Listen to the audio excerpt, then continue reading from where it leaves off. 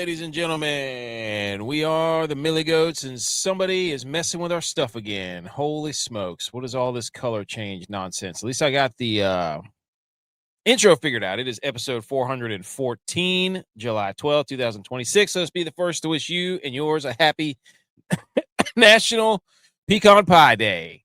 Love pecan pie. What is with this color in our... There it is. See, somebody's in here messing with stuff. There we go. Okay, let's go. There we go. Now we're back, ladies and gentlemen. Okay. All right, episode 414, July 12th, 2026. We are entering the dog days of summer, ladies and gentlemen, because there was basically, other than the ISCA Golf Championship, there was basically no sports on from about 6 o'clock p.m. until, well, we've got the Canadian Football League on, so we're watching Saskatchewan take on the Hamilton Tiger Cats. Absolute blowout going on in that game right now. But it's neither here nor there. We're here to talk. We've got a lot of stuff to talk about, even though people think sports are not back. Sports are 100% back. Football is right in our horizon view. Look out below the car that is sports, right at the windshield, below the rearview mirror. You're looking out over the horizon. You can see football coming. I think it's, almost 3 weeks. 3 weeks this Thursday. 21 days will be the Hall of Fame game in the NFL. We're going to have high school football start gearing up. We're going to get all kinds of training camp and things like that rolling in, rolling out. And B. McCormick is here. You know that. He says we are now an NBA and soccer show, according to the Millie Committee, which I would respectfully disagree with. So we appreciate everybody tuning in. If you're listening to the podcast audio version, we thank you. Leave a review, 5-star rating, all that stuff. Leave a comment. Tell us what we can and can't do, what we are and we're not doing, all that stuff. But I just want to go ahead, and say, now I think J.U.Y.S and Tex, they may pop in here later. They may not. That's okay. Because it's not the first time we've done Sunday night shows with AK. And that's okay, because I know that they have stuff that they need to do. My kids are asleep right now. Everybody in my house is basically asleep. So everybody's got different schedules. So, look, we're going to talk World Cup. We're going to talk Wimbledon. We're going to talk UFC. We're going to talk Home Run Derby preview. We're going to do a Big Ten preview at the end. So we've got plenty to talk about. And Wimbledon is nice, but these early golf tournaments plus Wimbledon, it kind of stinks because it's early in the day and then you got nothing left. You know what I mean? Like there's nothing left throughout the rest of the day, which is nice because then you can go out and enjoy your day and things like that. So that's good stuff. But I just want everybody to know, listening to the show, that there's two instances here. I do still have it a little bit, and I also don't have it because on the 4th of July weekend I didn't sleep at all, and I was so tired this last week. I was in bed sleeping for 9-10 hours a day. It was crazy. I was exhausted. And the second point, I do still have it. My son and I, or my family and my in-laws, we went on a family walk this evening, and my son is he's starting to play sports. He's getting a little older. He thinks he's fast. He doesn't think I'm fast anymore, which is rightfully so. But I had to challenge him to a couple races on the family walks, and I just want everybody to know that I can still outrun my son, and that's a big deal. And one day soon, we're going to cross over into the realm. So I may have to be strategic when I race him for the next couple of years. It may just kind of be a once here and there type deal. But I still got it. So the second thing, let's flash up at howdy.ask.enc here. As you look at this nice hat on my head, I was looking up. I've got everything almost in the basket, ready to pull the trigger, ready to get some new hats. I went and I spent Friday night getting the website back up and doing that sort of thing. So guess what? Hats are going to be coming in soon. Those of you that are waiting, my apologies. We've got a lot of stuff going on at the house, construction-wise, money, all that stuff. So just put a little setback on the old lids portion of the Millie Goes podcast, but that's okay. All right. So at howdy.hats.enc, I still have a couple left. B. McCormick has one. Also, here's Maru. Need another hat or two. Yes, I'm going to place an order for sure. I've got it. My browser is open with it. Correct. Right now, I've got the Richardson 5 panels, and I got the flat bills coming. I'm ordering the olive green, the black hat, and then the camo flat bill I'm not wearing it right now, but the one I normally wear. Nice hat. Great looking hat. Ladies and gentlemen, if you have not been on the internet, there is a story going around the internet before we get into the sports stuff of a tourist that was walking in Yellowstone National Park. There was a photographer by the name of Mike McLeod. I don't know, McLeod. That's McLeod. Let's go. First of all, if you're Mike McLeod, you've got to capitalize the C there after the M and the A. Okay, just has to happen. But this dude who's this tourist who's walking, he's walking around. Like, I hate to laugh at this. Like, unless you've seen the video, I sent it to our friend group. This guy's walking. There's a bison that's in a field, closest to your camera, right? If you're looking through your camera lens, there's a bison that's closest to your camera lens. Then there's a road that separates that, and then a tuft of trees and kind of a sidewalk on the other side of the road. Well, the bison's closest to you, rolling around in the dirt, getting agitated. And this couple is over there beside the tuft of trees. And they start to this bison gets up out of nowhere and just starts walking across the road and toward this elderly couple. And it's something out of a horror movie, because this bison just starts chasing these people. I don't know what they did or whatever, but there's a lot of memes and tweets going around. The dude apparently got hurt, but the freeze frame that I have got right here on our screen is the bison has he literally grabbed this dude and flung him like a rodeo clown 17 feet into the air. If you can picture somebody doing the starfish up at the top of the trees wearing overalls and wearing jeans and suspenders. And it is it's hard to watch the video and not chuckle, to be like, oh my gosh, what the hell? What was that? And you feel bad for the guy because, he's literally he looks like somebody out of Ringling, Barnum and Bailey, whatever those guys' name. He's doing a mid cartwheel, Simone Biles, starfish, back handspring, straight up in the air. He lands right on his back. So I'm pretty sure he was in the hospital, but goodness gracious, I don't know. There's a lot of people saying first round draft pick to the Bills, and they're making a lot of Buffalo Bills references. So I just hope the dude's okay. But just go look up bison. That's all you got to do. Just look up the bison, and it is an absolutely wild video. I'm not going to play it on here. I don't know what our copyright laws are, but it's absolutely outrageous. So this poor guy, that's all I'm going to say. This poor guy, but it looks like a rodeo clown. Like a rodeo clown that gets tossed. So Butch P said it looked like Conor McGregor's first kick when he was fighting the other night. Oh my goodness. Also, I love, you scroll the internet and it's most of it's garbage. It's hot garbage. It's an echo chamber. It's terrible. But you come across stuff like that just oh my gosh, what the hell did I just watch? And secondly, I saw The Big Show. When he was in his 20s, somebody found his orders that I guess that he told in a podcast or something. He would order in his 20s wrestling 2 Big Macs, 20 McNuggets, 3 sets of fries, a drink, a milkshake, and an apple pie.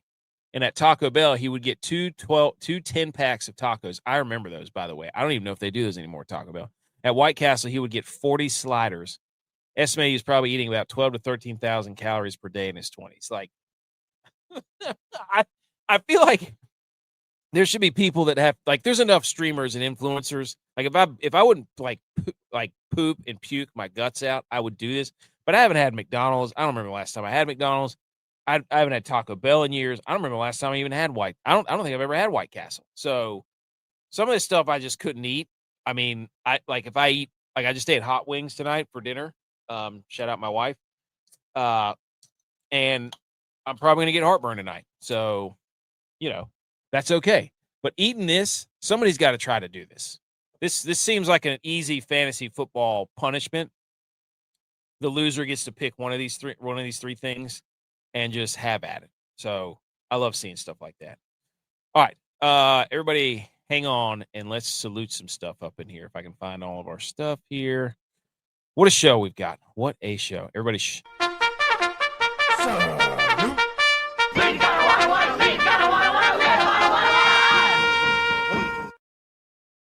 Oh my gosh, I can't work the mouse with my left hand. Okay. World Cup, baby. We had France and Morocco.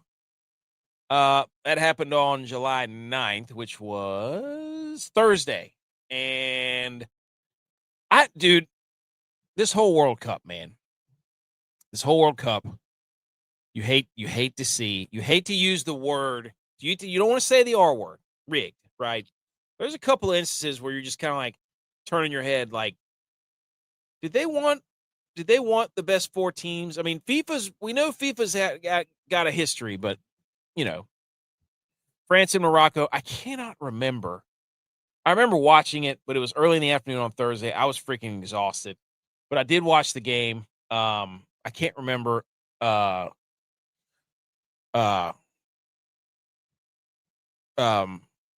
it's one of those things where, Kylian Mbappe scored in the 60th minute, and then Dembele scored in the 66th minute, and that's how they won 2-0. And Morocco just couldn't really do anything. They were trying to pin everything down. So, but Dembele and Mbappe, boom, 2 goals.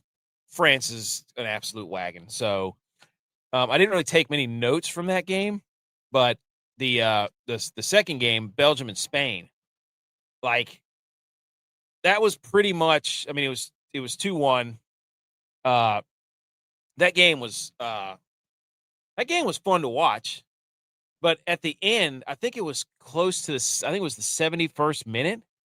The Belgium keeper goes out with a quad strain because he can't kick the deep ball anymore, and the backup comes in for Belgium and just clang off his hands. We saw it happen twice, clang off his hands right onto the foot of one of the people from Spain, and boom, it's 2-1. So that was really, really weird.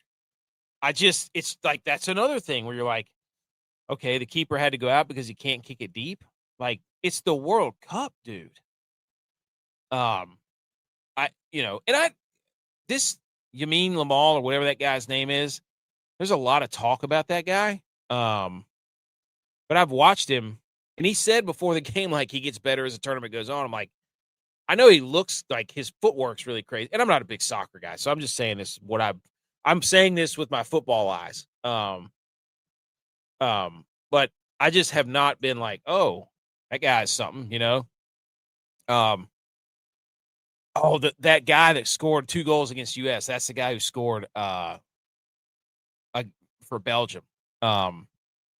Yeah. And Fabian Ruiz scored in the 30th minute for Spain. They got the lead. And then Mikel Merino scored in the 88th minute. Oh, my gosh. That was, yes.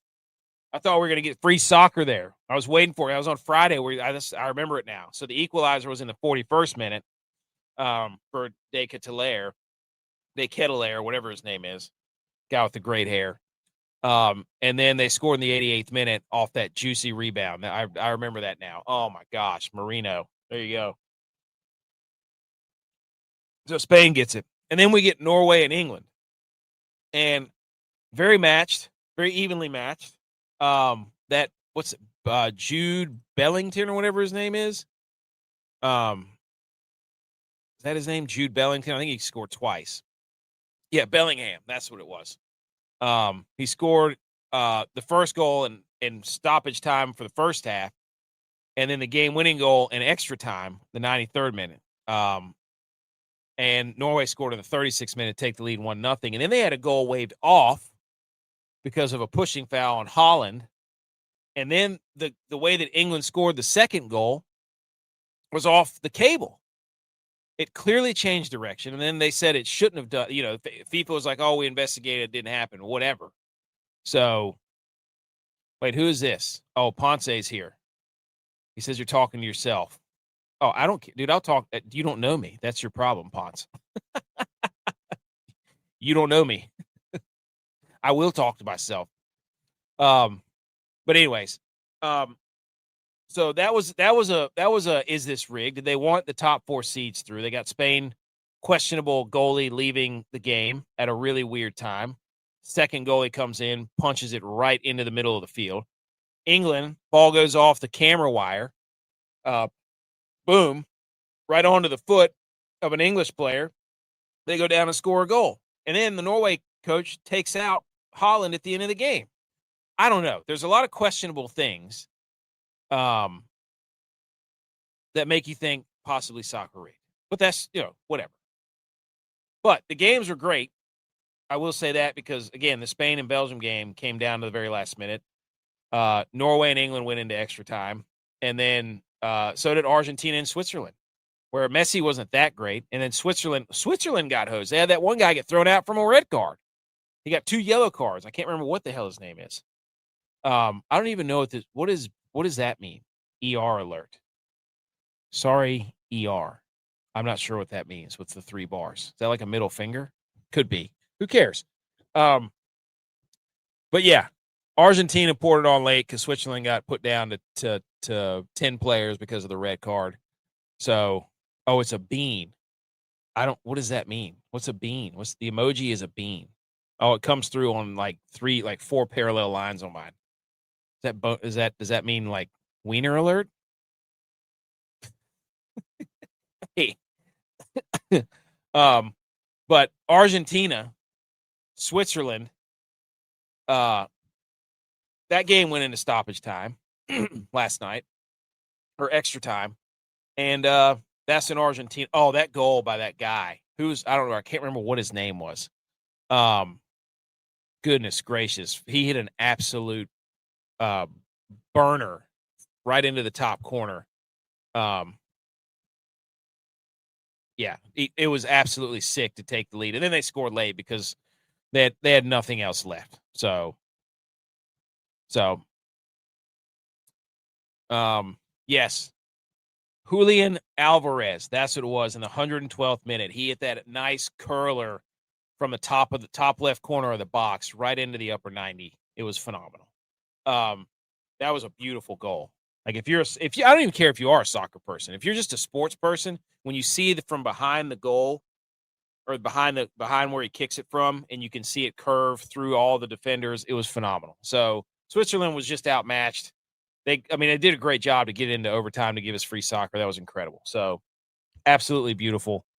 And so now we have the top 4 seeds, just like FIFA and everybody wanted. So there you go. No upsets. And World Cup might be rigged. I mean, we're watching Argentina. Pat Mahomes, it's in the Kansas City Chiefs Stadium. Pat Mahomes he wasn't even sitting in the same row as his wife. That was kind of interesting. People made a big deal about that, but who cares? Switzerland gets a bogus call. And next thing we know, Argentina, the fan favorite, number 1 team in the world, they start getting all the calls. So some are saying that the World Cup might be rigged. A little bit of Chiefs magic there. So, but anyways, all right. So that's kind of a quick recap of the quarterfinals of the World Cup. Like I said, I'm not a big soccer guy, but I do watch all the games in the World Cup. So you're getting a very watered down analysis of the World Cup from somebody who likes to watch football. So, okay. World Cup semifinal. They start Tuesday. Very weird times, but that means it's prime time in France and Spain or somewhere over there. At least one of them. France is actually favored, and nobody's surprised by that because I think this is 2 and 3, and then we get 1 and 4 versus England and Argentina. So I have not been overly impressed with Spain. They finally got scored on. They hadn't been scored on this entire World Cup, basically. Free-hole, man. Bean man. Oh, it's for having fun, dude. Come on. Don't be so negative, man. Come on. Don't be so negative. You can do it. And that's here, right? Everybody's piling in, dude. Relax. I have not been that impressed with Spain. I guess their defense is really good, but I just haven't been impressed with their offense. Now, again, that's me watching like a total of 16 soccer games this year. So what do I know? Nothing. And then England is favored against Argentina, which I find very strange. I feel like they want England to win. I don't know why yet, but I feel like they want England to win. And I don't think either of these teams have actually played.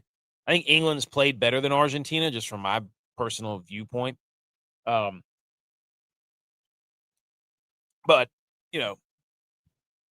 I would take Argentina. I mean, they're not gonna let Messi and Argentina lose. Are you kidding me?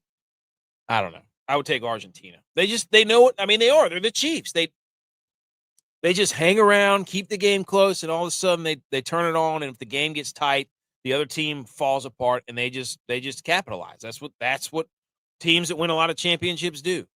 They don't have to blow people out. That's where people get confused. They know how to play this tournament.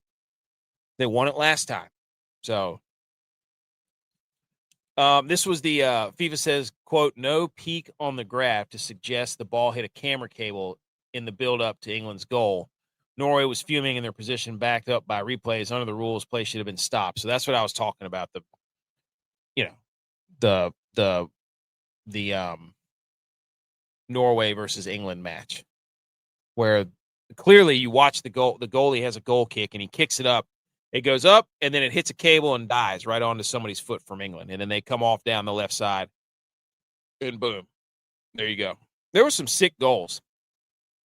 Okay. This is another thing that happened. Conor McGregor, Max Holloway, part 2, everybody, there was this in the World Cup that was going on Saturday night. I was watching the World Cup because Conor McGregor hasn't fought in like 5 years. So I'm not going to pay money for this. We've seen them try to revive and bring back people so many times over the last few years. Where you like the Ronda Rousey thing, that was terrible. All the Jake Paul fights, those suck. Like this whole, creating these caricatures or these trying to rekindle the old flame of people who used to do this and used to do that. Go ahead and make your money if you're them. But for me, I was not going to invest any of my time in this, and I'm glad I didn't. But what I did see, I saw the highlights. He tore his ACL on his first kick. But some people said he was limping into the arena to begin with. So he returned this is from Public.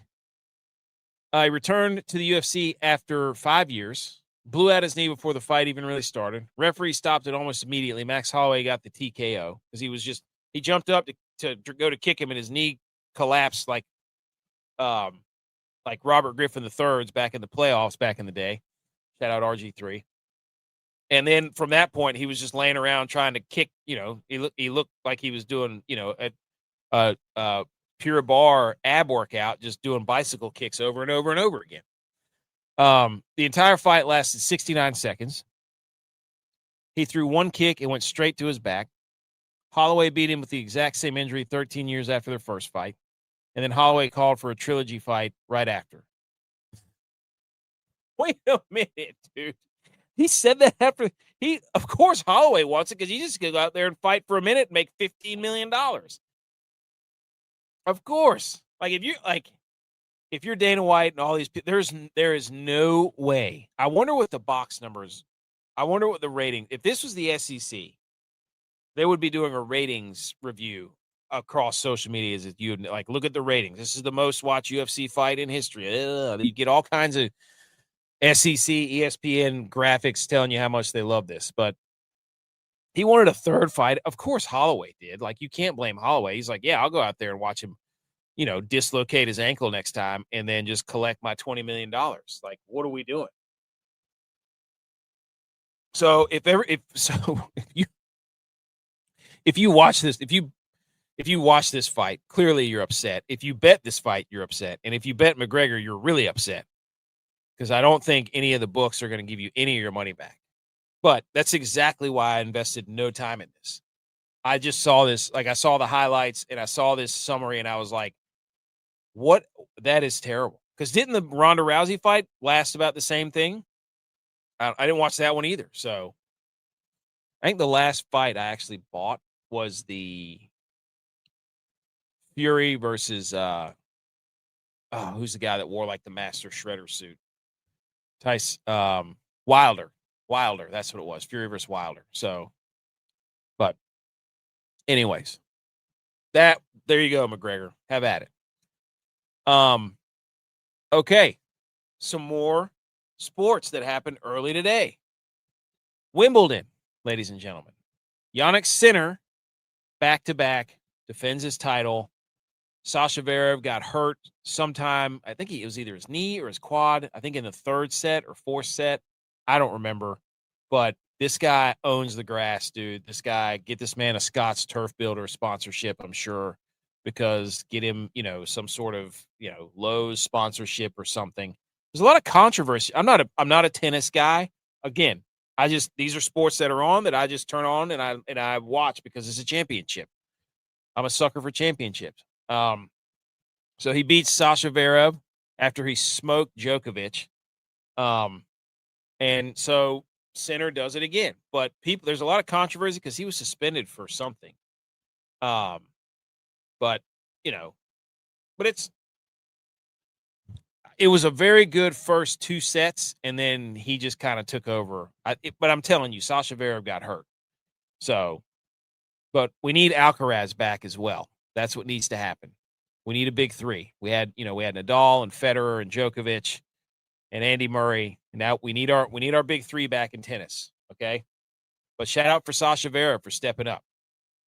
So it was the first Wimbledon match, men's or gentlemen's finals, I think, to go to extra sets in the first two matches or the first two sets since like 2015. So they were off and running, and then Sasha Verev got hurt, and then it was kind of over. So, and I love the new the jackets that they come out there with that have the holes in them. It's incredible. The other thing we got to do is we got to figure out some new celebrations for tennis because most everybody does the same thing. They win and then they just fall on their back. Like Sinner should start a new trend where he does something else. He like immediately jumps up into the crowd or does the complete opposite or runs and does a belly flop or I don't know, go and stone cold stun somebody. I don't know. But I was watching. I was like, oh man, he did the same thing everybody else does. He fell on his back. We need new finishing moves in tennis. I'm just or take your shirt, rip your shirt off like Hulk Hogan, RIP. Something crazy like that. He's a 10th player in the open era to defend the gentlemen's singles championship. Last to do it was Novak Djokovic, who did it 14 and 15, 18, 19, 21 and 22. Federer did it. Sampras did it. John McEnroe, Bjorn Berg, Newcomb, Laver, and Carlos Alcaraz did it 2 years ago. So, is this a Mickey Mouse? Is this Mickey Mouse? Because Alcaraz didn't play. So, people are saying. And then the ladies, it was all Czech final. That was fun to watch. But Noskova, I can't remember who the other chick was. The other Czech girl. But Noskova is the youngest ladies single champion since Petra Kvitova. I don't even when was that? But she was 21. The 21-year-old won it. So shout out her. And she beat her fellow Czech friend. It was an all Czech final. And she pretty much did the same thing. First set, second set, and then she kind of ran away with it in the third set. So there you go. That's Wimbledon. That's tennis. Okay. What used to be one of my favorite events in the world is the Home Run Derby. Now, we touched on the new format a couple weeks ago where it's going to return to the more traditional format where you get outs instead of this stupid running clock. 8 people coming in. The field is set. We've got Kyle Schwarber, 32 home runs. Rice from the Yankees, 28 home runs.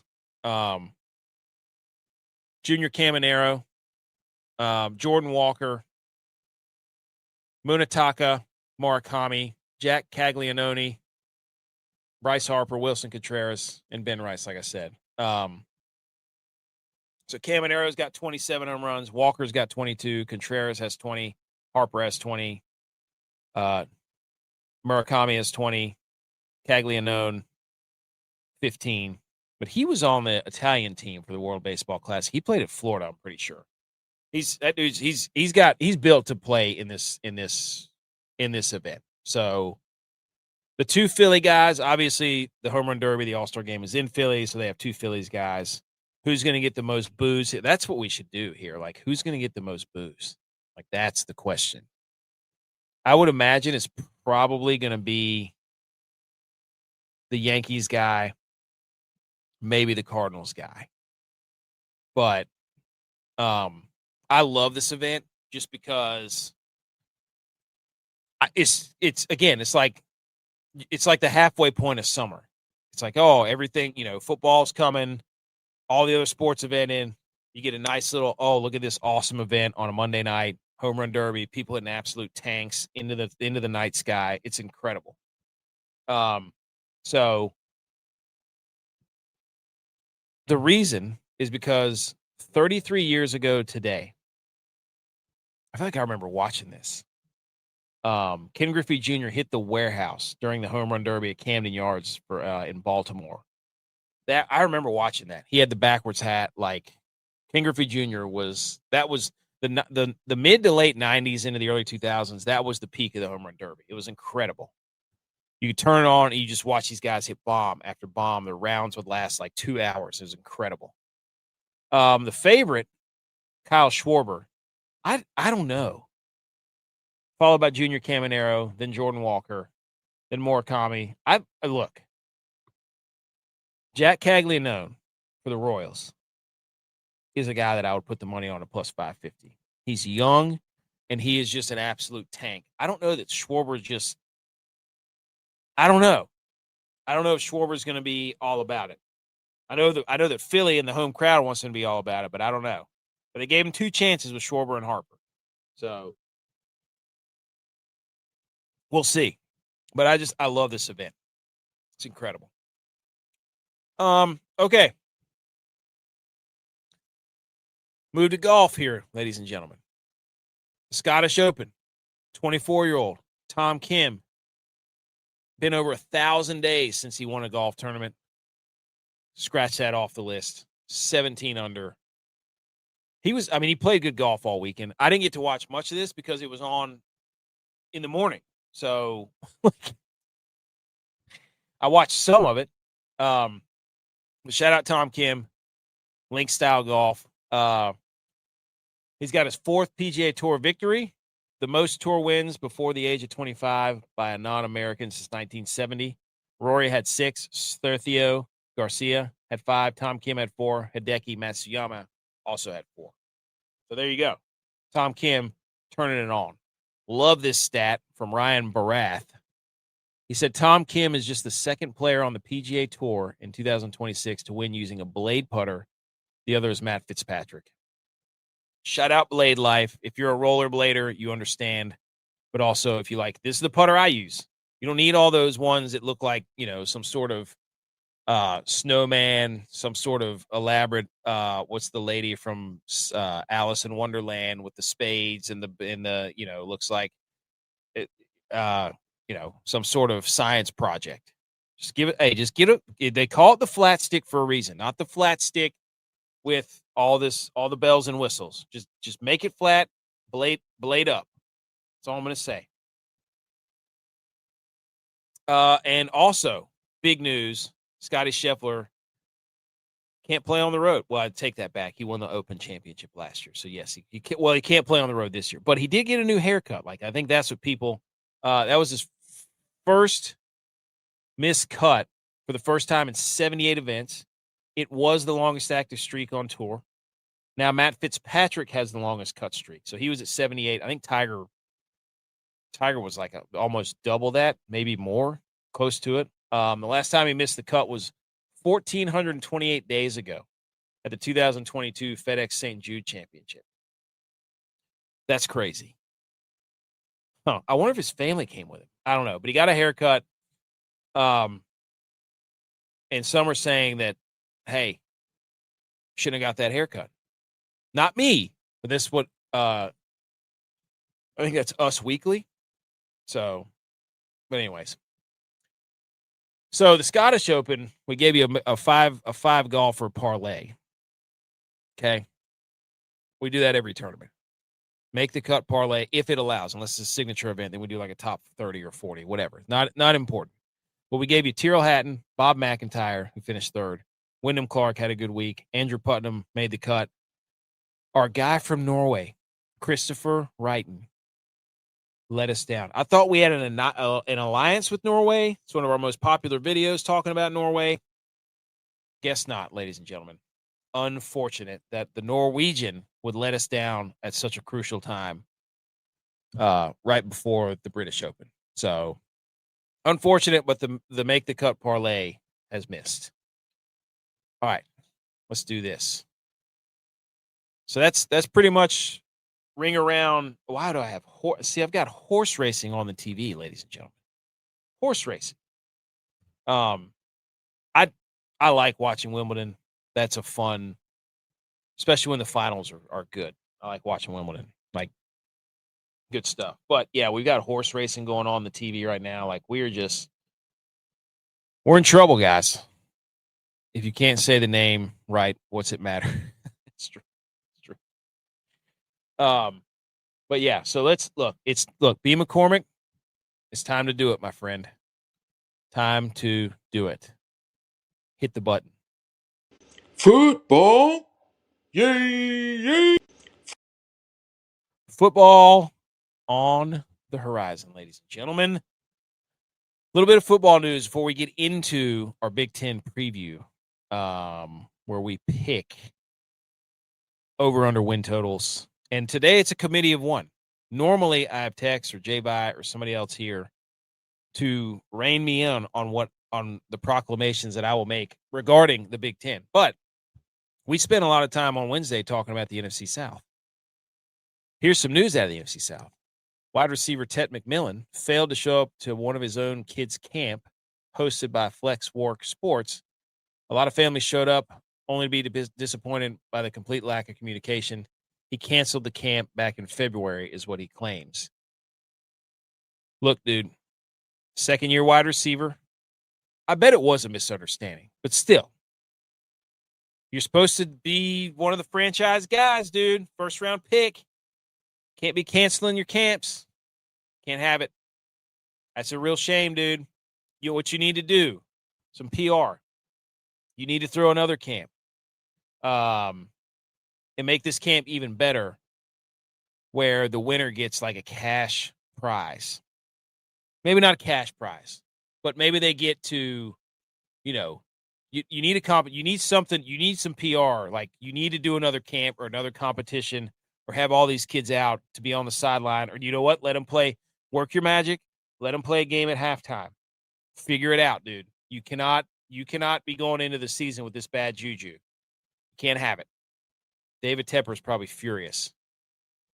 So, this is tragic. A group led by the San Francisco 49ers limited partner Vinod Khosla has agreed to purchase the Seattle Seahawks for $9.6 billion, a record sale price for an NFL franchise. I feel like this is what you're going to see more in the NFL. Teams win a Super Bowl. Owners are like, I know the value's never going to get any higher than after Super Bowl. Boom, sell the team. And this is awesome. Spin zone. Aiden says, F the dude. What are the Panthers doing, dude? BWC. What are they doing? You cannot have a camp that everybody shows up to that nobody knows about. NFC South champs. Like, that's just not a way to get off on the right foot. So the 49ers are going inside, infiltrating Trojan horse style, the Seattle Seahawks, and are going to tear this franchise down from within. That's what you get for winning a Super Bowl in the 49ers stadium, you bunch of jerks. Pay no attention to the flag behind me. It says San Francisco 49ers on it. It doesn't matter. But this is how you do it, folks. You tell them to get Sam Darnold. You say, oh, you're going to win lots of games with Sam Darnold. You're going to win a Super Bowl. All this nonsense. He's a franchise quarterback. You give that to them. Then what do? You turn around and you buy their team, just like Manny Pacquiao bought Floyd Mayweather's boxing gym. And you say, hey, you can have that Super Bowl, but you'll never win another one because now we got you by the cojones. 49ers infiltrate the Seahawks front office. Seahawks will never win another Super Bowl again. Book it. After they screwed over South Carolina and building out the offices at Fort Mill, I hope they don't win ever. Dude, yeah, what was that all about? That whole deal. Like, they were supposed to have some sort of campus in South Carolina across the line. Like, yeah, Fort Mill, right? Like, literally Carowinds land. So, but this is the first step of the 49ers taking down the Seahawks. Great move by the 49ers. Yeah, that's just good stuff. Okay, college football. Here we go. Wisconsin and Notre Dame dropped new uniforms for their week 1 matchup at Lambeau Field. So for those of you who can't see, Wisconsin has got all red uniforms with a red helmet, chrome W on the side of the Wisconsin helmet, chrome numbers, chrome stripes on the sleeves across the shoulder pads, and the nice Culver's patch, which we've already discussed. The Culver's is in a league of its own with that concrete mixer. It's absolutely outrageous. B. McCormick's hating on Brock Purdy. What else is new? Enjoy Aaron Rodgers. Nice job. And then Notre Dame has a all navy blue pant jersey combination, gold mesh number with a silver outline, and then their traditional gold helmet with the gray face mask. So I think, look, they're trying. What game is this on, or what day is this on? Are they trying to rekindle and give us back the Color Rush Thursday feel? If they are, I have a lot of respect for that. But I don't know how I feel about all these alternate jerseys. I just don't know about this. When I turn on a game, especially early, if you want to do alternate uniforms, do them in the middle of the season whenever my eyeballs are accustomed to, like, okay, I know what football, I got football uniforms back in my brain. I can't go out there and be like, who's playing? They look like, who's all red? Like, they look like Louisville. Remember Louisville wore the all reds with Lamar? I can't be going out there and be like, oh, Wisconsin, is that Wisconsin? And okay, no, I need your traditional uniform, at least early in the season. Then later in the season, you can start doing all this color rush stuff. So I'm not saying don't do them. That's my brain, they had 3/4 of the way. I know, dude. I know that was a disaster. That owner is ridiculous. Why does Wisconsin look like the Bengals outfit? Yeah, I don't know why they have those tiger stripes on the side of their. I don't know. It's too red. It's so red it looks orange. Like, that's what you're gonna get. Like, all red on the TV does not. It like glows. It's very strange. So, why is Wisconsin doing this? You're supposed to be red jerseys, or white jersey, red pants. Get the white helmet with the red W. This chrome stuff. I don't get it. You're not Oregon. All right. Before the Big Ten preview, ESPN FPI ahead of the college 2026 football season. And wouldn't you know it, ladies and gentlemen, college football power index from ESPN has 12 out of the first 25 spots reserved for the SEC. That's right. You guessed it. Texas 2, Georgia 5, Alabama 8, LSU 9, A&M 11, Oklahoma 12, Ole Miss 14, Tennessee 16, Florida, who, I mean, didn't they have a losing record last year? They're 18th. Missouri, who's just, go ahead and pin them in there. Missouri, Auburn, South Carolina, 21, 22, 23. That is I'm going to get all hot and bothered about this. Again, they set this up for teams, for the SEC to play their way out of the tournament and for other teams to have to play, because they've already set it up where, hey, say LSU loses to South Carolina. Oh, but they were ranked before any games were played, 23rd, right? This is exactly why we should have any sort of ranking system. If you get ranked, you should be kicked off of Twitter. Where's Elon Musk? If you put out rankings that are actually going to be used in the formulas, like we put out rankings as a joke, okay? Like we do a top 12 for our playoffs as a joke because we know it's stupid and it means nothing, okay?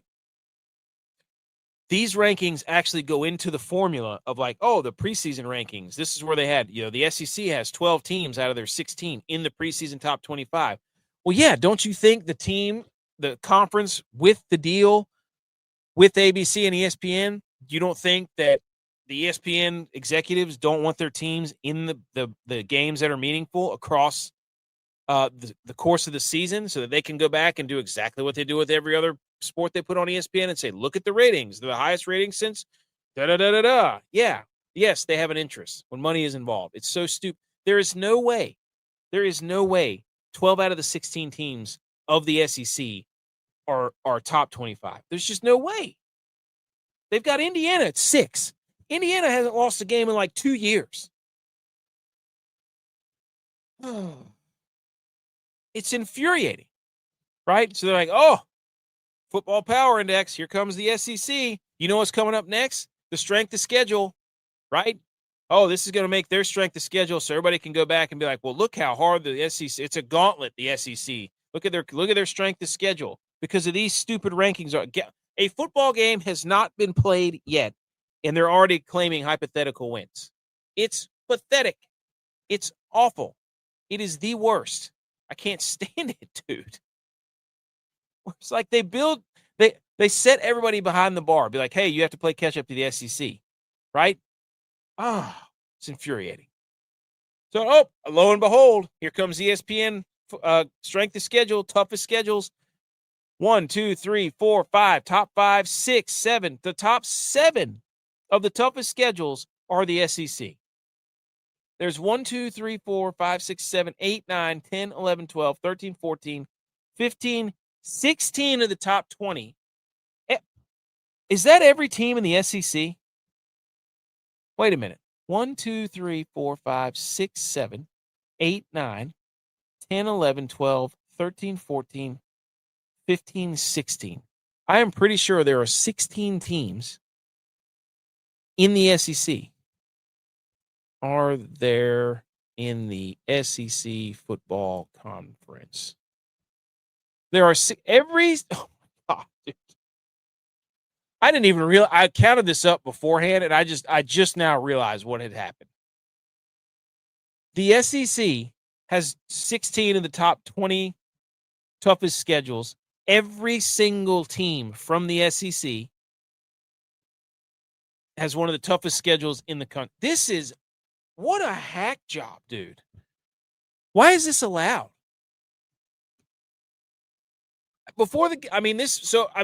They're already starting those stupid FPI rankings. They're already starting these schedules were so tough, it's a gauntlet. And not a down of football has been played. They should wait until after 5 weeks to rank teams. And if you rank anybody before that, that is considered a variable to an equation later in the season, you should be kicked off of Twitter. Every single SEC team is considered one of the toughest schedules in the top 20. That is, I don't even know if On3 is making this up, because if they are, bravo. Bravo. But if this is really what's on ESPN, holy cow, dude, we are in trouble. What a joke. What an absolute joke. Anyways, we're not going to talk about the SEC anymore. I mean, they literally have set this up for them. They can't lose. So all of them, we looked at their win total last week. I think the highest one is 9.5. But they're all going to go like 9-3, 8-4, and then they're going to be like, wow. And they're not playing conference games outside because they got all mad and pissy. Oh, we're just not going to schedule out of conference games because it doesn't mean anything. In which they're saying that it's our fault, and we'll just take our ball and go home and just play each other. And you won't get any good games out of us. And we'll show you. Meanwhile, they haven't won a national title in 3 years. They haven't been in the national title game in 3 years. So what's it matter? They can't win in the playoff. So they get out of their own conference and into the playoff, and they can't win. And they'll say, oh, it's because we weren't playing. I've been transferred. Shut up. All right. Big Ten. Big Ten win total, over under. Here's what we do, folks. We get this. Oh, did I not? Oh, my God. I didn't put the, hold on now. I'm going to have to do some, I removed the wrong one. Bear with me here, folks. You're going to have to look at my ugly mug just for a second while I add this. I got to add this. There it is. There it is. There we go. Now we're cooking with gas, ladies and gentlemen. I forgot to actually add the schedule to it. Oh yeah, that is, ladies and gentlemen, that is a beauty there. All right, now we're good. There we go. Okay, so I love this composite schedule. We're gonna go through. So you've got the Big Ten win totals here. Indiana 10.5, Oregon 10.5, Ohio State 9.5, Penn State 8.5, Penn State, Michigan, USC. Okay, looking at technology like Zach Galifianakis doing calculus in the hangover. Absolutely. Technology is not my friend, especially if I have to do it on the fly whenever I don't have somebody else here to buffer it a little bit. So while I'm speaking and trying to do technology, it's like I'm juggling butcher knives, basically. It's a very fine line. Washington, Iowa, Illinois, 7.5. Their win totals. Wisconsin, UCLA, Nebraska, Minnesota, all 6.5. Northwestern, 5.5. Maryland, Rutgers, Michigan State, 4.5. Purdue, 3.5. Those are the win totals. Okay, so what we're going to do is what did I do here? Aha, there it is. There we go. So I've got my little list here. And by the way, I find this hilarious that the Big Ten, their first alphabetical number, there you go, have another. Their first alphabetical team is an I. It's Illinois. These things are in alphabetical order across the top of your screen. Illinois, Indiana, Iowa. That's their first letter. That's got to be a record. Is that the latest in the alphabet of a conference? See, if you go SEC, Alabama, boom, they're out. They're good.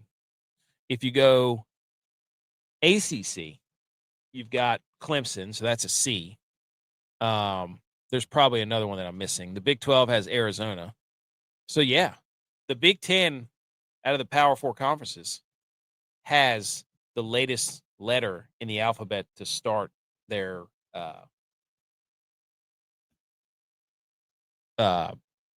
team list with Illinois. That's crazy. There you go, sabermetrics. Okay, so here's what we're gonna do. I got the win total pulled up. Illinois 7.5, and we're gonna say yes or no. We're gonna go down through the schedule. Now, there was no bigger Illinois chanter in the country last year than me. And then I watched them play against Ohio State, and I was like, that was the worst take I've ever had on this show, I'm pretty sure. Is that I thought Illinois could make the playoff. That was bad. Shout out Brett Bielema, though, for fooling me completely. So, Illinois, home games are in white here. Okay, so they're going to get UAB at home. I think that's a win. Duke at home. Remember, they beat Duke on the road last year, ACC champion Duke, in your face. I'm pretty sure that's Southern Illinois Saluki. So, they're going to pull me in again. I could see it right now. I could see Illinois pulling me right into this trap again. They're going to do it. I think they're going to be 3-0 going to Ohio State. They're going to get absolutely blasted at Ohio State. So they're going to be 3-1. They're going to smoke Purdue at home. They'll beat Michigan State. Okay? So they're going to be – Illinois is going to be sitting. Hold on. Before I go – let me finish Illinois. Then I'll do my Big Ten revamp. So they're going to be 1, 2, 3, 3-1, 4-1, 5-1 at the bye. I don't think they'll beat Oregon, so they'll be 5-2. I think they'll beat Maryland because this is a classic Maryland. Like week 9, Maryland's out. They'll start off 4-0, and then they'll fool me again.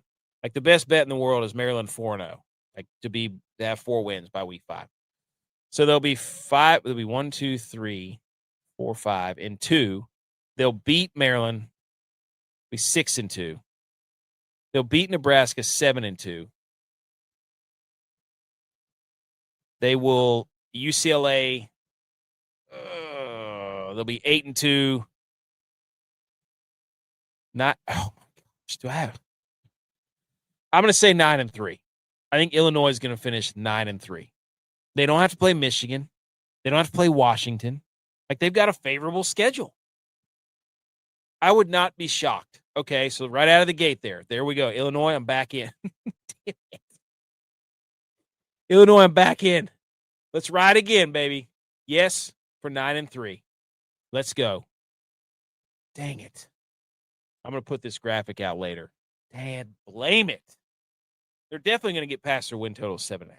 Absolutely. I'm back. I'm back in. Okay. So Indiana won the Big Ten last year. They were 9-0 in the conference. Ohio State was 9-0. Remember, Indiana beat Ohio State. 3 teams made the playoff.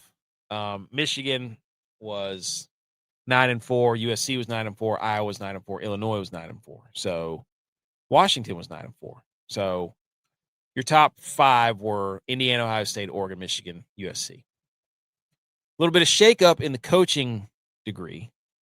Kyle Whittingham leaves Utah, signs a 5-year deal with Michigan. Matt Campbell leaves Iowa State to go coach Penn State. Bob Chesney from JMU goes to UCLA.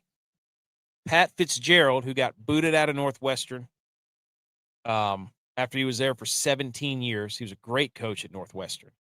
He's now at Michigan State. Okay? Couple of different transfers. Dante Moore's at Oregon. Julian Saint, Ohio State. Jaden Maivia, USC. Josh Hoover from TCU, now at Indiana. The other Mendoza brother left, went to Georgia Tech. Damon Williams at Washington. He's a player. Rocco Becht from Iowa State to Penn State, quarterback. Aiden Chiles. I'm pretty sure he left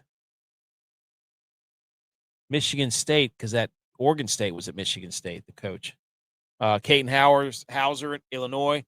Anthony Calandria, who was the quarterback at UNLV, formerly Virginia, has now gone to Nebraska. Colton Joseph's now at Wisconsin. And then Bryce Underwood returning to Michigan. Everybody's got a lot of questions about him. However, and everybody forgets Dylan Raiola transfer from Nebraska to back up Dante Moore at Oregon. So, a couple of different moves around the Big Ten, so on and so forth. We've already gone and told ourselves and convinced ourselves that, that Illinois is going to win 9 games again. Let's go. Oh, my gosh. I can't believe it. Okay. Indiana. They've got their over-under is 10.5. They got their first game is North Texas. Then they've got Howard. Then they've got Western Kentucky. Then they've got Northwestern. So they're 4-0. Then they've got Rutgers 5-0. Then they're at Nebraska 6-0. They get Ohio State at home 7-0. They're at Michigan. I feel like they got to lose one of these games. 1, 2, 3, 4, 5, 6, 7, 8. I'd say they're 7-1. They crush Minnesota. Sorry about PJ Fleck. So 1, 2, 3, 4, 5, 6, 7, 8, 9-0. I think they're 8-1 there. They get USC at home, 9-1. Washington on the road, tough one, 10-1. Then they crush Purdue 11-1. That's a tough. Yeah, I mean, I think they have one loss on their schedule. I think Indiana has one loss on their schedule. I don't know if it's going to be to Ohio State or Michigan there. That's quite a brutal little back-to-back right there. That's a gauntlet right there. They win. I mean, I just think they're going to do it. I think yes, they're going to finish 11-1. That's my prediction. Signetti's just outrageous. So, Iowa. Okay. Let's go. Wait a minute. Hold on. Iowa.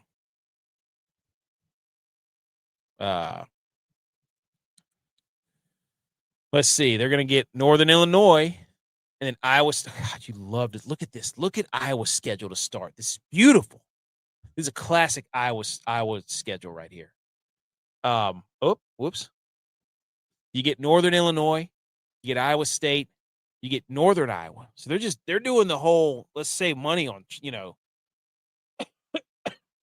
I think they're 3-0 there. They go to Michigan, I think they lose that game. They're 3-1. I think they're 3-2. God, that is rough there, buddy. That's rough. What was their over under? Iowa's over under is 7.5. So they're 3-0. And I think they win one of these games. So I think they're 4-2 out of the Michigan, Ohio State, Washington stretch. So I think their first 6 games are 4-2. They win one of those games, whether it's at Michigan or at Washington. I don't know if they can beat Ohio State. I don't know if they have the offense. They never have the offense. So they're going to have to mug that game up. But, they're a top 25 team right now preseason, according to FBI.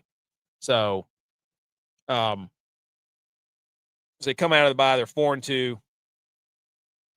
I think they beat Minnesota. They're going to be 4-3. I think they'll beat Wisconsin. They'll be 5-3. They'll beat Northwestern 6-3. They'll beat Purdue 7-3. I think they'll finish 8-4. I think Iowa's going to finish 8-4 because they'll probably lose to Illinois. They'll beat Nebraska. So they'll be 8-4. I think Iowa's going to be 9-3, 8-4. And that puts them at their over. So yeah, 8-4. There we go. Look at us talking ball, ladies and gentlemen. Maryland. Okay. Let's get Maryland up here. They've got Hampton. Okay. Then they got UConn. Then they got Virginia Tech. What is Maryland's? Maryland's over-under is 4.5. Yikes. So Hampton, that's a win. UConn, is Jim Moore still the coach at UConn? Or did he leave?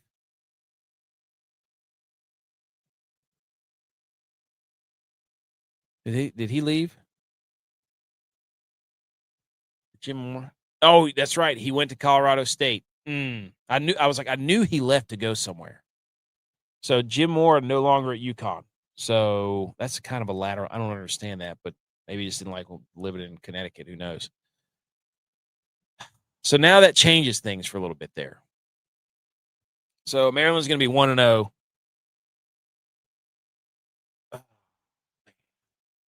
Who's coaching Maryland now? I'm pretty sure Mike Loxley. He's in his 8th season. Okay. I don't know if they go on the road and win. I think they beat Hampton. They lose to UConn. I think they lose to Virginia Tech. So they're 1-2. I don't know what they do with UCLA.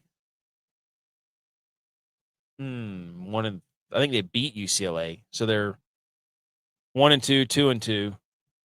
Nebraska, I think they lose to. So they're 2-3. Ohio State, 2-4. Rutgers, 3-4. 3-5. Do they beat Purdue? They lose to Illinois. They beat Purdue. 3-6. They play Wisconsin. 3-7. 3-8. 3-9. I think Maryland finishes like 3-9. I don't think they do not get past their win total. I think Maryland finishes like 3-9. That's a no. That's a no for me, dog. I think they're going to be like 3-9, 4-8, something like that. That's just my thought. It's just my thought, folks. That's all I'm saying. That's all I'm saying here. Okay. Moving on. Michigan. Okay, what we get Western Michigan. For Michigan, they got 4 straight home games. Western Michigan, that's a win. Maybe. Western Michigan covers. Western Michigan is a good program. They got Lance Taylor up there coaching them, ladies and gentlemen. Don't forget that. But all right, so I think we had Oklahoma beating Michigan. So they're 1-1. They beat UTEP, they're 2-1. They beat Iowa, they're 3-1. They beat Minnesota, they're 4-1. They're oh my God. 5 out of their first 6 games are at home. That's incredible. So 1-1, 2-1, 3-1. They're 1, 2, 3, 4-1 coming into the bye. Then they've got Penn State. They're 5-1. They get Indiana at home. Oh, do they win that game? Yes, 6-1. Rutgers 7-1. Michigan State 8-1. They lose to Oregon 8-2. They're 9-2 going into Ohio State, and then they lose that game. So they're going to be 9-3 at Ohio State. Yes. So we have them at 9-3. So they're going to be over their 8.5 win total. I like Kyle Whittingham. Kyle Whittingham wins 9-10 games every year, ladies and gentlemen. Let's not get confused here. Okay? So there you go. Yes for Michigan, over. This is fun right here. Michigan State, let's go. They're going Maction right out of the gate. Toledo, Eastern Michigan, right? That's 2-0. Then they get at Notre Dame. They're going to lose that. That's 2-1. They beat Nebraska. Pat Fitzgerald is a phenomenal coach. They might be 3-1 there going into Wisconsin. Wisconsin stinks. So I think they'll be 3-2. They're going to lose. They'll be 3-3. They're going to beat Northwestern at home. So they'll be 1-2-1, 3-1, 3-2, 3-3, 4-3. I think they'll be 4-4. They'll lose to Michigan. They'll be 4-5. They'll lose to Washington. They'll be 4-6. They'll lose to Oregon, 4-7. I think they're going to finish 5-7 because they'll beat Rutgers at the end. Yeah, I think they're going to be 5-7. So I think Michigan State is going to. Yes, they'll be 5-7. Oh yeah, we're cooking now, ladies and gentlemen. That's I like Michigan State to surpass their win total. Minnesota, are they playing Georgia State?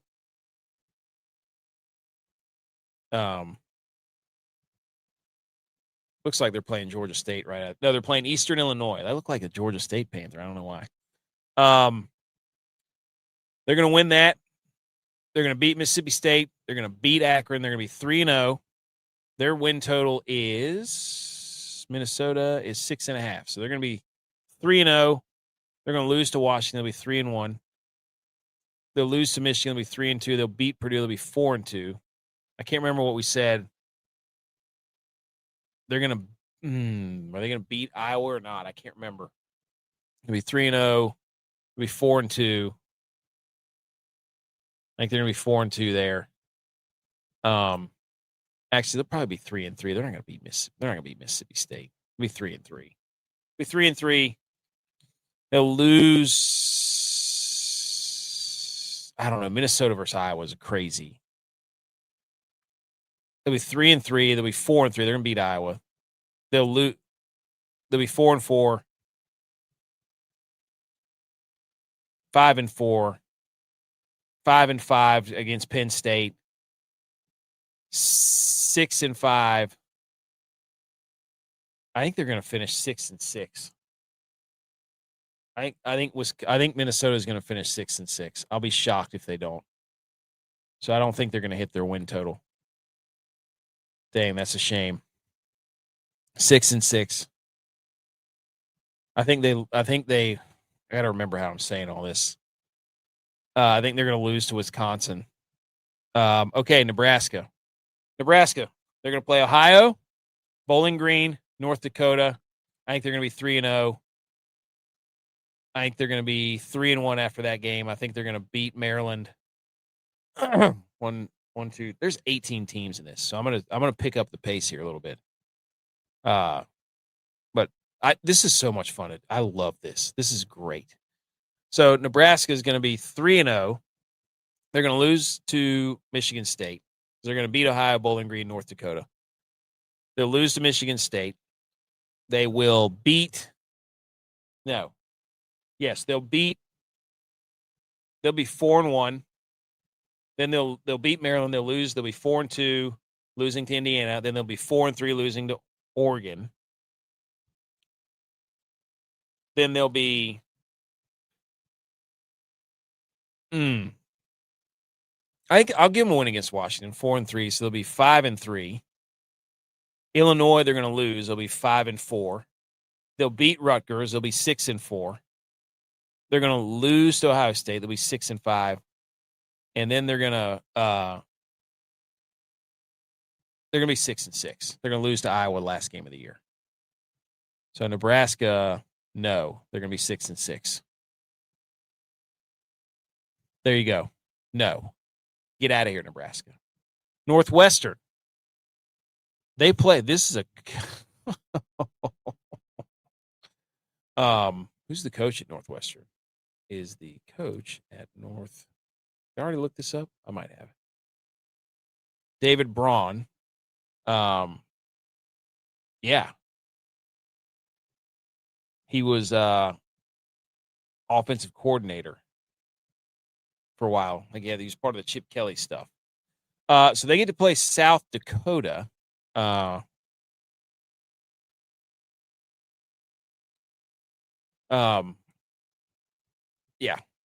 They're going to play South Dakota State. That's not a guarantee. Well, I don't know. South Dakota State just is not as good as they used to be. But that's going to be a tough game for them.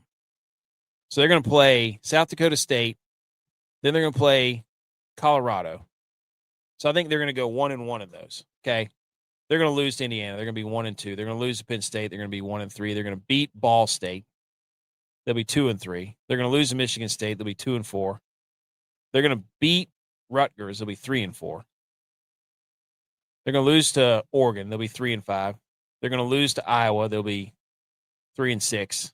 They're going to lose to Ohio State. They'll be 3-7. They're going to lose to Minnesota. Be 3-8. And they're going to be 3-9. Northwestern. Northwestern's going to be 3-9.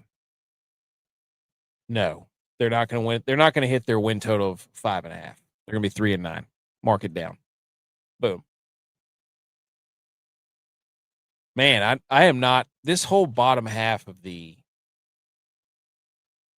Maryland, Minnesota, Nebraska, I am not high on them at all. I think it's going to be looking at this schedule. Okay, Ohio State's next. Ball State, they're going to smoke. That's 1-0. Do they beat Texas on the road? I don't think so. I think Texas gets them this time. I think I think they'll be 1-1. They'll beat Kent State. They'll lose to Texas. They'll beat Kent State. So they'll be 2-1, 3-1. They'll beat Illinois. 4-1. They'll beat Iowa. 5-1. They'll beat Maryland. 5-2. They're going to lose to Indiana on the road. They'll beat USC because they're soft, 6-2. They'll beat Oregon 7-2. They'll beat Northwestern 8-2. They'll beat Nebraska 9. They'll be 10-2, and then they'll beat Michigan at home. They'll be 10-2. Ohio State's gonna be 10-2. Oh yeah, they're beating theirs. I'm looking at this now, and I'm like, I don't know if there's a surprise that I'm getting to right now, just yet. So, Oregon, they play Boise State. That's a win. They play Oklahoma State. They're going to win that game. They play Portland State. They're going to win that game. They play USC. They're going to win that game, even though it's an away game. They're going to be 4-0. They're going to beat UCLA. They're going to beat Northwestern. I feel like they'll beat Illinois. So it'll be 1, 2, 3, 4, 5, 6, 7-0. They'll beat. Hold on. 1, 2, 3, 4, 5, 6. They'll be 8-0 heading into Ohio State, and I think Ohio State beats them. So they'll be 8-1. Then they'll beat Michigan. They'll be 9-1. They'll beat Michigan State. They'll be 10-1, and then they'll beat Washington. They'll be 11-1. Oregon's gonna be 11-1. Go ahead and book it. Yes, they're going to hit their over. 11-1. Dan Lanning just keeps getting better. They got all their guys back. I think it's going to be top heavy. That's all I'm saying. So you go Penn State with Matt Campbell trying to get some grit up in there. Their first game is Marshall. They'll probably win that game. Then they got Temple and Buffalo. They'll be 3-0. Wisconsin, it's another home game, so they'll be 4-0. Then they get Northwestern. It's 5-0. They're going to beat USC at home. That's 6-0. They'll lose to Michigan. So they're 6-1. Holy cow, Penn State. Purdue, they'll be 7-1. Washington, they'll lose to. They'll be 7-2. Then they got Minnesota and Rutgers at home. 8, 9-2. And then, oh my God, do they have the easiest Big Ten schedule? Does Penn State have the easiest Big Ten schedule? Because they get Wisconsin, Northwestern, USC, Michigan, Purdue, Washington, Minnesota, Rutgers, Maryland. Holy cow. They might win 10 games. I'm not even kidding. They're going to beat Marshall 1, 2, 3, 4, 5, 6. They'll lose to Michigan. So it'll be 6-1. They'll beat Purdue 7-1. They'll lose to Washington 7-2. They'll beat Minnesota at home 8-2. 9-2 beating Rutgers 10-2. Oh my God. Is Penn State? I was sitting here looking like, how is Penn State's win total 8.5? And now I'm looking at their schedule. Tennessee and Penn State so far have some of the most favorable.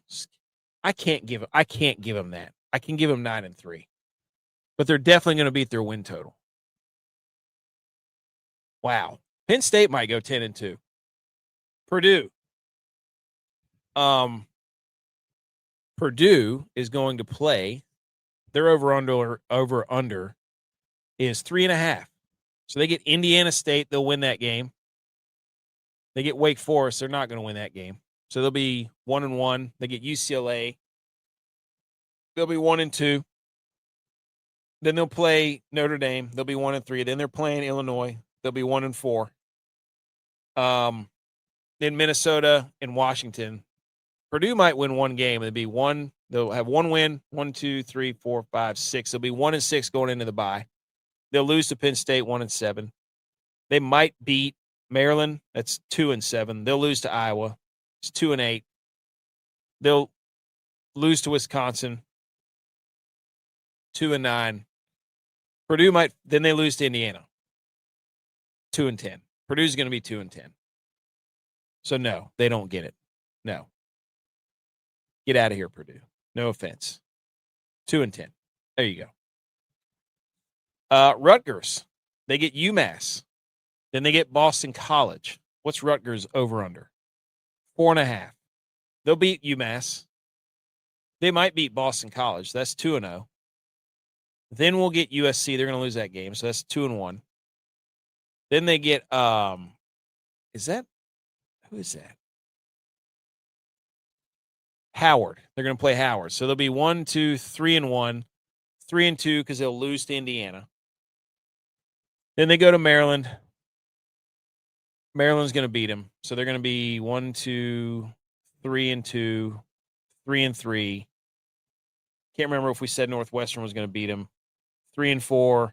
Then they're going to lose to Michigan. They'll be 3-5. They're going to lose to Wisconsin. They'll be 3-6.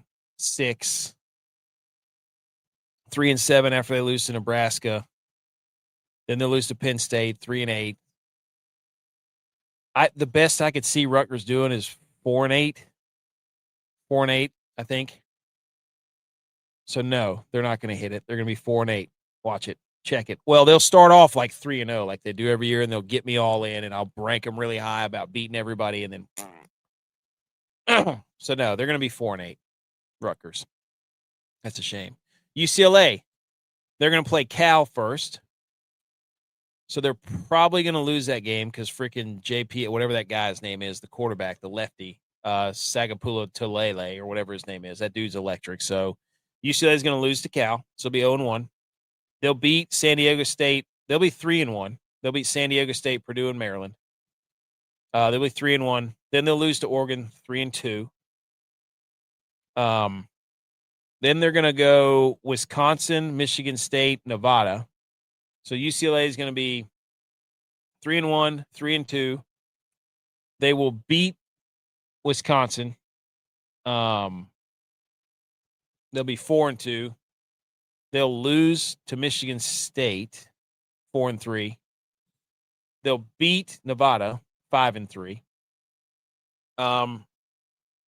They'll lose to Minnesota, 5-4. They'll lose to Illinois, 5-5. They'll lose to Michigan, 5-6. They might beat UCLA at 6-6. That's the best I could see UCLA doing. So no, actually, yes, I think they could get to 7-5. Looking at their schedule, I think UCLA could get to 7-5. They don't play Ohio State. They don't play Indiana. Michigan is their biggest. Well, Oregon. They got to play Oregon. That's I cannot believe Penn State got out not having to play Oregon, Indiana, or Ohio State. So Matt Campbell might go in there and win 10 freaking games. That's unbelievable. Okay. There was who's Southern USC's football? There's a TBA up there. USC. Good gracious. Okay. They're playing San Jose State, so that's going to be a win. Then they're playing Fresno State. They'll be 2-0. Then they're playing the Raging Cajuns. They'll be 3-0. Then they're playing Rutgers. They'll be 4-0. So they'll be 4-0 going into Oregon. They'll lose to Oregon. So they'll be 4-1. They'll beat Washington. They'll be I don't know. They'll Is that a home game? Yeah, they'll beat Washington. So they'll be 1, 2, 3, 4, 4-1, 5-1, 5-2 because they'll lose to Penn State. They'll beat Wisconsin. So they'll be 6-2. They'll lose to Ohio State. So 6-3. They'll lose to Indiana, 6-4. They'll beat Maryland. I think they're going to be 8-4. I think they'll beat Maryland and UCLA. Whoops. So USC 8-4. No, I think they're going to be 8-4. I think that's USC right there. I think USC is going to be 8. They might get to 9-3, but I'm telling you. Washington. They play Washington State right out of the gate. I love that. Then they play Utah State. Tough game. Best offensive line coach in the country. Washington will be 3-0 because they'll beat Eastern Washington. They'll beat Washington State. They'll be in a tight one with Utah State. We know that. So they'll be 3-0. They'll beat Minnesota. They'll be 4-0. Did we say they'll be 4-1 because they'll lose to USC? Then they'll be 5-1 because they're going to beat Iowa. Then they'll be 6-1 because they're going to beat Purdue. Washington's going to beat Nebraska. They'll be 7-1. And then I think, holy cow, 8-1 for Washington. I think they're going to lose 8-1. Wait, hold on. 1, 2, 3, 4. They win their first 4 games. They lose to USC. They're 4-1. They beat Iowa. They're 5-1. They're 6-1 to Purdue. They're 7-1 going into Nebraska or beating Nebraska. They're 8-1 beating Penn State. And then I think they're going to lose 2 of their last 3 games. So I think they're going to finish 9-3. Washington will, because they're going to lose to Oregon on the road. They're going to lose to Indiana at home. They'll probably beat Michigan State. So so I think they'll finish 9-3. I think Washington is going to be a 9-3. What's their over-under? Oh, they're 7.5? Absolutely. We'll take that. 9-3. Are you kidding me? I think Washington, that's a really nice schedule. They have to play Indiana and Oregon, but they don't have to play Ohio State or Michigan. So you could see where they might only lose 3 games. USC, Indiana, Oregon. Yeah, they might only lose 3 games. That might be better. Yeah. Yeah, I like that. Okay. Wisconsin. Last one. There's 18 teams in the Big 10. It's ridiculous. Okay. This game's at Lambeau Field. Week 1, they're going to get crushed by Notre Dame. So they're 0-1. Then they're going to beat Western Illinois, and then they're going to beat Eastern Michigan. They're going to be 2-1. They're going to get crushed by Penn State. They'll be 2-2. They're going to lose to Michigan State. So they'll be 2-3. Whoops. UCLA, they'll be 2-4. They'll lose that game.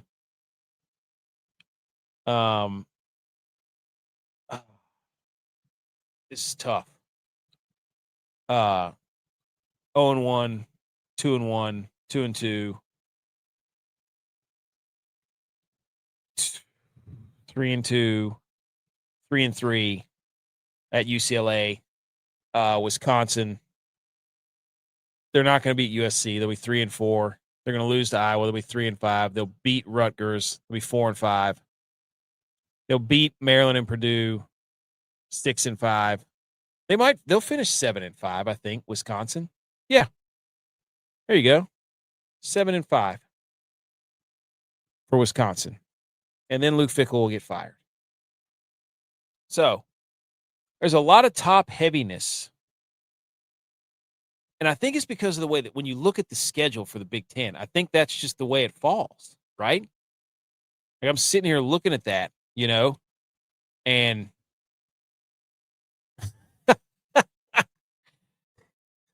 hey, I said overtime game, dude.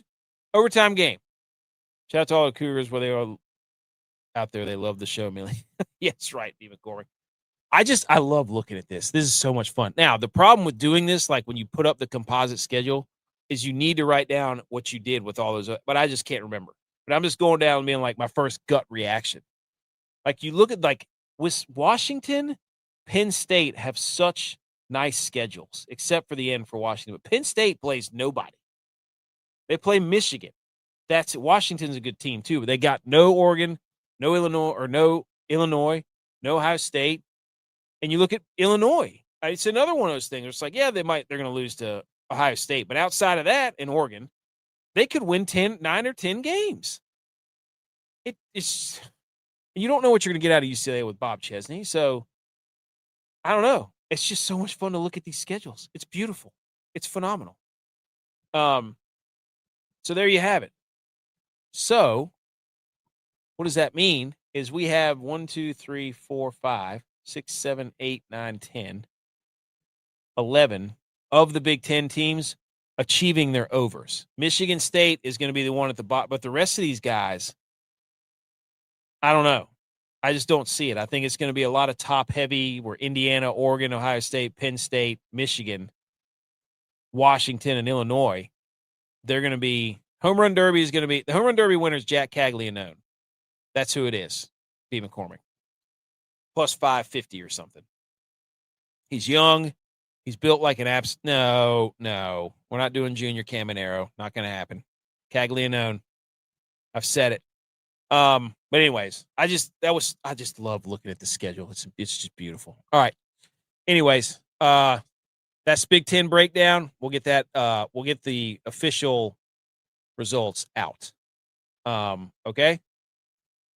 And let's hang a banner for everybody.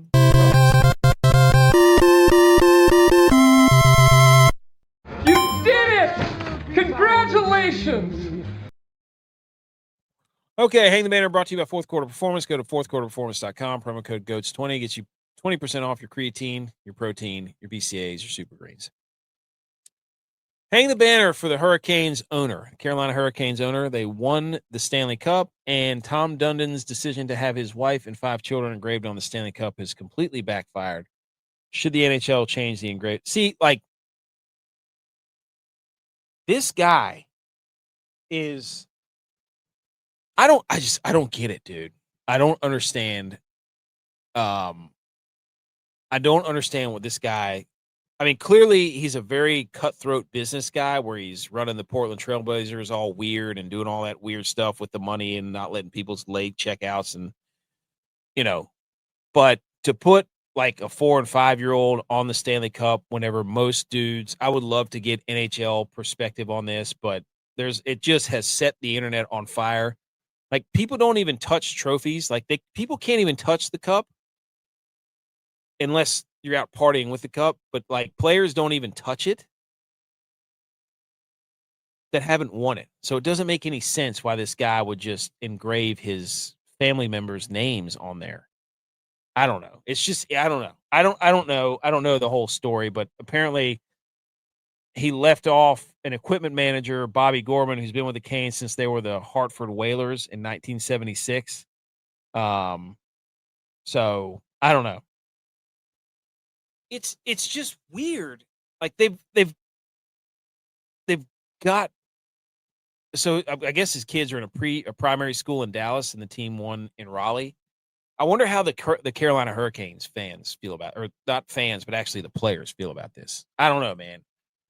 It's just that's very strange, having but coaches' wives, like that's a different story. Like, I remember being at. And even athletic directors, like whenever we were at App State and we won national title games, the wives got like these pendants for that look like our national championship rings, And so it's like, yeah, they were sacrificing and they put in the time. So it's like that made a lot of sense. But to put some kids on there, that aren't even old enough to realize it, after grown men who have been playing this sport for years and decades won't even put their hands on it if they haven't won it, it's just kind of weird. So hang the banner for that guy for just like doing whatever he wants and not really caring what other people think. But I would be interested to see what the NHL player community has. And the NHL players aren't going to say anything about it because that's the NHL culture. But anyways, hang the banner, I guess. What a weird thing to do. Like that guy's he's an interesting owner. Just an interesting owner. I don't know. I wonder what Rod Brindamore said. I don't know. That's just weird. Anyways, Big Ten preview done. That was fun. Thanks everybody for tuning in. Great show. We will be back Wednesday night to talk more NFL divisional previews and predicting more. Enjoy the Home Run Derby. It's going to be awesome. Everybody have a great Monday. Have a great week.